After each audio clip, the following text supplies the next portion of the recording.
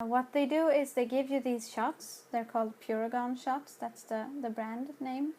And they do pretty much the same thing as the pills. They make the eggs grow, but they're stronger, I guess, and they can be better controlled because they can really change the dosage depending on how you're reacting to them.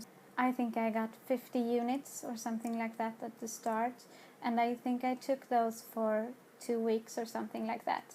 And like I said, they regularly had to do ultrasounds to make sure everything was okay, because you don't want several eggs growing. Several of them could be fertilized, and you could have a multiple pregnancy, which they want to avoid that at all costs, basically. When the eggs are the right, or the egg is the right size, then you get another shot, which is called Ovitrel, and that one induces ovulation. So that was the important part for us, because we knew the eggs could grow with the Pergotime, but I didn't ovulate. So this was the shot. This was the one I needed. So we did that, and I did ovulate, because you do ovulate on those shots, and nothing happened. It was a good try, but it didn't work, and we tried that 2 more times. The first try was in February of 2012, because we did get the appointment in December the year before, but then they said that you have to get your period first and then we will start the treatment. And I did get my period at the end of December, but then I bled for over a month, 32 days I think, which is very, very weird. We still don't know why it was a 4-week period there, but either way, after that I got to start the treatment. So that was in February. Why can't I say that word? February. The letters are messing with my head. Anyway, I did that. It didn't work. We tried again in March, April, sometime there.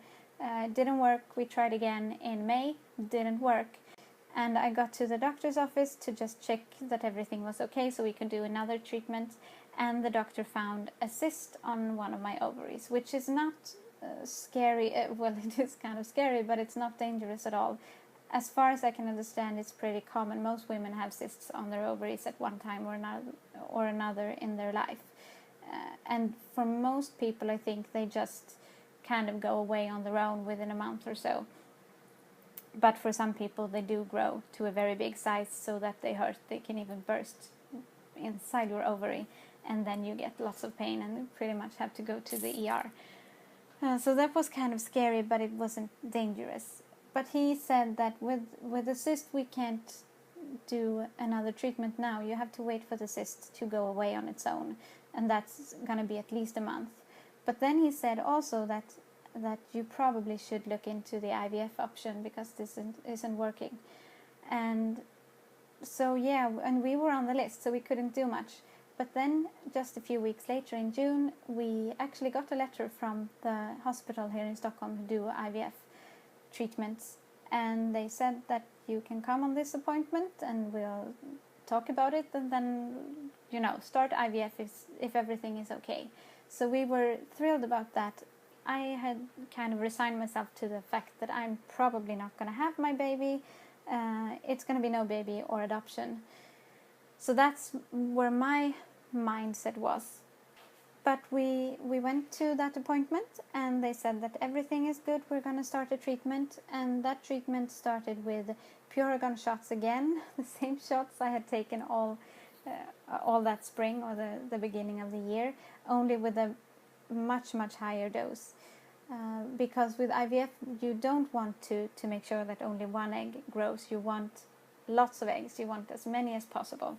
And this is a place or a time where PCO actually is good, because usually when you have PCO, you have lots of eggs and you have very good quality eggs. So that's not the problem. As I said before, it's the ovulation that's the problem. So that was a good thing now, that I probably would have many eggs and good quality eggs.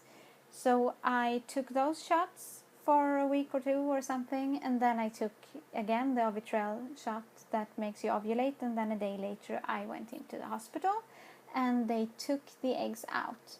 And that for me was the worst part of all of this process, taking the eggs out. For most, or I think for at least a lot of women, it's not a big problem because you do get drugs for the pain, and you get kind of drugs to make you loopy in the head, so you don't get scared and all that. But I have a very low threshold for pain, so I felt that a lot. I did get all the pain meds they could give me, like morphine and all that stuff, but they weren't allowed to give me more, and I was still in lots of pain, so that was horrible. I don't remember it very clearly because I did have the loopy drugs as well, but I remember the pain and just crying and crying. That was my experience, but it was for a good cause. They took out 14 eggs, so that's so. I think some women have less, some have more, but they took out 14 eggs, and they also took out the cyst that I had gotten earlier in the summer. And this cyst had grown to 3 centimeters, which is kind of big, so I was very glad that they took that out too while they were in there. And this was in August of 2012 when they took the eggs out. And then they got swimmers from my boyfriend, and they kind of joined the eggs and the swimmers in the lab. That's what they do with IVF. I don't know the specifics, but they try to fertilize the eggs in the lab. And then they grow them for a few days, and 4 of those survived and were good quality. So they then put 1 inside of me to hope that it would stick there and grow, and 3 in the freezer. So we do have 3 eggs, or embryos I should say, fertilized eggs, in the freezer at that hospital in Stockholm. But they put 1 egg in, and that wasn't bad at all, I think. For me it wasn't, at least. It wasn't at all as bad as when they took the eggs out. So I was very relieved when that was done and I could go home. And then you wait, which is a key word for anyone who's trying to get pregnant. You just have to wait. And we waited, and I didn't get my period, and that was awesome. And we were scheduled to do a pregnancy test on a specific date, but we did have to go into the doctors the day before because I think I had a bleeding or something was wrong. So I went into the doctor, and they did blood tests, and they did ultrasounds and stuff. And then we sat down with the doctor, and he just said that this is kind of good, and we should keep track of this, and this blood test, blah blah blah. Oh, and you're pregnant.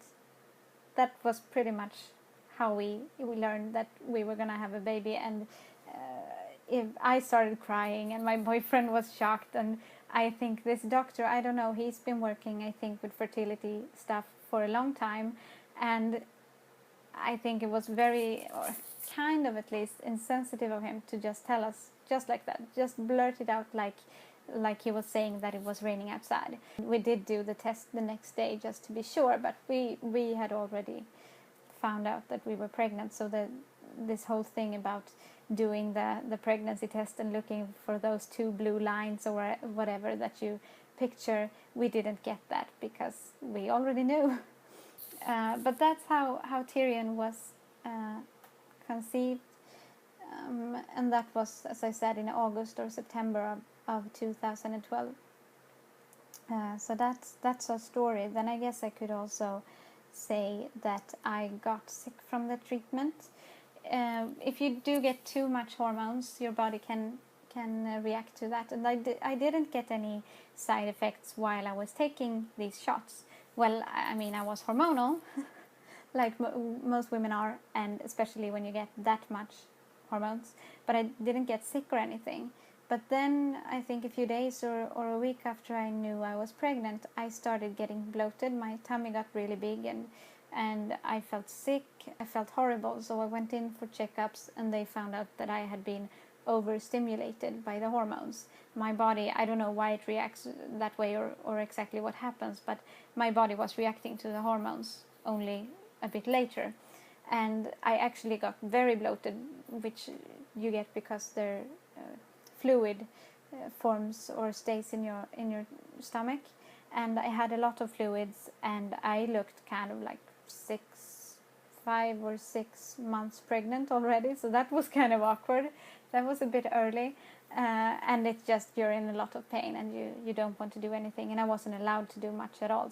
And yeah, I think that's my fertility treatment story. I'm gonna see you tomorrow. Bye.